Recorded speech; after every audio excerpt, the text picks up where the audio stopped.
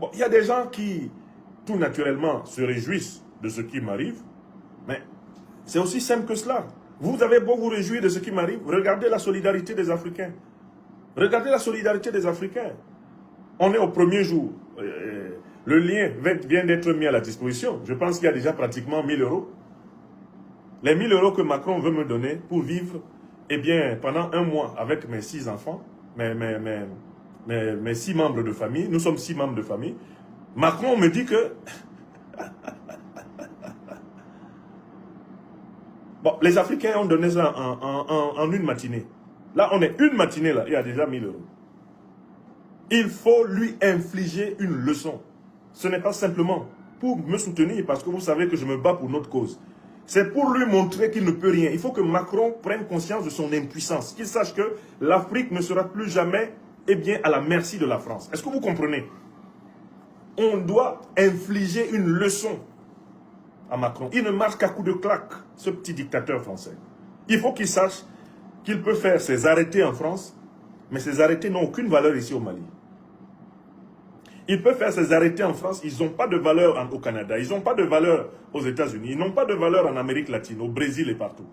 Il peut faire ses arrêtés comme il veut, ces arrêtés ne valent rien sur tout le continent africain. On s'en fout des arrêtés de Macron, comme le dirait Piotr Tolstoï. Et je voudrais qu'ils reçoivent ce message. On s'en fout complètement de ces arrêtés. Alors, les menus biens que je possède en France, Macron, s'il en a besoin, qu'il les prenne. Je recevrai au centuple. Je recevrai au centuple. J'en suis convaincu, je le sais. Chaque fois que Macron m'a spolié, j'ai bénéficié d'un soutien supérieur à la spoliation. Oui, il peut continuer comme il fait. Il me promeut principal opposant africain au régime néocolonial macronien de France. Mais c'est une belle promotion. Macron, il faut qu'on lui montre que plus il croit pouvoir me noyer, plus il m'élève. Celui qui s'abaisse sera élevé. Et celui qui s'élève sera abaissé. Macron s'élève, il sera abaissé. Vous voyez l'arrogance de l'impérialisme israélo-américain contre l'Iran. Cet impérialisme va s'effondrer, vous allez voir. Ils vont s'effondrer. Ils ne pourront plus contrôler le monde. Car la terre n'appartient qu'à Dieu. Nous les hommes, nous sommes des locataires. Nous sommes de passage sur la terre. Voilà pourquoi nous devons être justes les uns envers les autres. Donc, s'il vous plaît, prenez à cœur le succès de cette collecte. J'implore Dieu Tout-Puissant de bénir mes amis à travers le monde qui ont pris cette initiative. Les amis de l'Institut de l'Afrique des Libertés, les amis du professeur Franklin Nyamsi Wa Cameroun Wa Africa à travers le monde. Que chacun en son âme et conscience agisse. Et puis maintenant, les jaloux, les aigris, ceux qui sont heureux de mon malheur, mais qu'ils se réjouissent. On va seulement voir au bout du compte si ce malheur n'aura pas été transformé en un bonheur. On verra au bout du compte si la victoire n'appartiendra pas à l'Afrique. Ma conviction est profonde. La victoire appartiendra à l'Afrique. Les sacrifices que nous consentons, les souffrances que nous endurons, les persécutions que nous subissons sont, eh bien, le ferment de la libération africaine. Plus nous tiendrons bon, plus la vie de nos populations va s'améliorer. À mon niveau d'engagement, je n'ai pas le choix, je ne peux pas reculer. Je dois avancer. Je ne peux pas vivre sur le continent où les plus grands leaders n'ont même pas dépassé 40 ans. Beaucoup de grands leaders qui ont ouvert le chemin pour nous n'ont même pas dépassé 40 ans. Moi, un homme de bientôt 54 ans, un enfant né en 77 en France ne peut pas m'imposer sa volonté. Impossible. Écrivez ça. Tilana Yomi.